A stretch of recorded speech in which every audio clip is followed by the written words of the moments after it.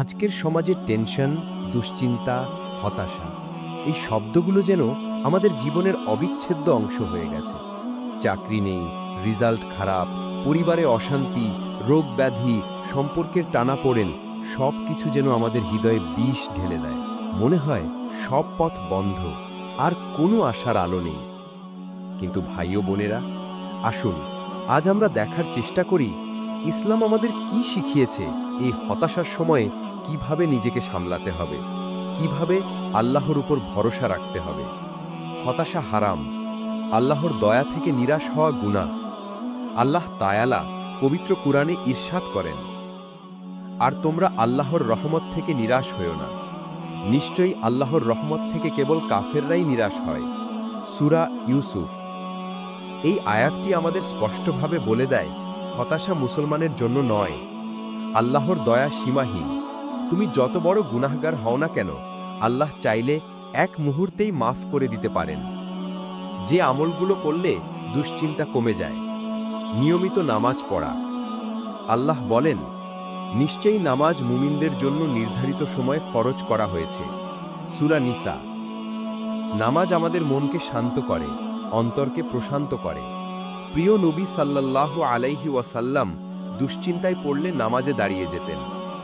কোরআন তেলাওয়াত করা। নিশ্চয়ই যারা ঈমান এনেছে এবং যাদের হৃদয় আল্লাহর জিকিরে প্রশান্ত হয়, শুনে রাখো, আল্লাহর জিকিরেই হৃদয় প্রশান্ত হয়। সূরা রদ। আপনি যদি প্রতিদিন 5 মিনিট করেও কোরআন পড়েন, ইনশাআল্লাহ মন হালকা অনুভব করবেন। একটি দোয়া দুশ্চিন্তা দূর করার জন্য। নবী সাল্লাল্লাহু আলাইহি ওয়াসাল্লাম দুশ্চিন্তা বা দুঃখের সময় একটি দোয়া পড়তেন, আল্লাহুম্মা ইন্নী আউযু বিকা মিনাল হাম্মি ওয়াল হাজানি। হে আল্লাহ, আমি আপনার কাছে আশ্রয় চাই দুশ্চিন্তা ও দুঃখ থেকে।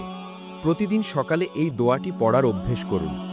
আল্লাহর রহমতে আপনার মন হালকা হবে। যে সূরা পড়লে দুশ্চিন্তা দূর হয়। সূরা ইনশিরাহ। এই সূরাটি আমাদের শেখায়, প্রতিটি কষ্টের পরেই আসে স্বস্তি। নিশ্চয়ই কষ্টের সাথে রয়েছে স্বস্তি। নিশ্চয়ই কষ্টের সাথে রয়েছে স্বস্তি। সূরা আল ইনশিরাহ। প্রতিদিন এই সূরাটি পড়ুন, মনে করবেন আল্লাহ আপনাকে বলছেন, তুমি ধৈর্য ধরো, আমি তোমার জন্য পথ খুলে দেব। আল্লাহর উপর ভরসা আসল শান্তির চাবিকাঠি। দুনিয়ার প্রতিটি কষ্টই ক্ষণস্থায়ী। আপনি যদি আল্লাহর উপর পূর্ণ ভরসা রাখতে পারেন, তাহলে কোনো হতাশাই আপনাকে ভাঙতে পারবে না।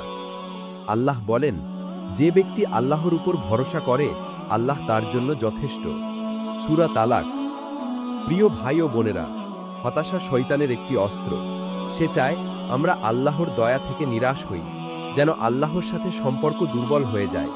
কিন্তু আপনি যদি নামাজ পড়েন, কুরআন পড়েন, আল্লাহকে ডাকেন, তাহলে আল্লাহ অবশ্যই আপনাকে রক্ষা করবেন। আসুন আমরা সবাই একসাথে এই নিয়ত করি, আর কখনো হতাশ হব না। আল্লাহর উপর ভরসা করেই জীবনকে এগিয়ে নিয়ে যাব। যদি মন খারাপ লাগে, উঠে দাঁড়ান, অজু করুন, 2 রাকাত নামাজ পড়ুন, কোরআন পড়ুন, আর আল্লাহকে ডাকুন। তিনি অবশ্যই শুনছেন। তিনি কখনো তার বান্দাকে ফিরিয়ে দেন না।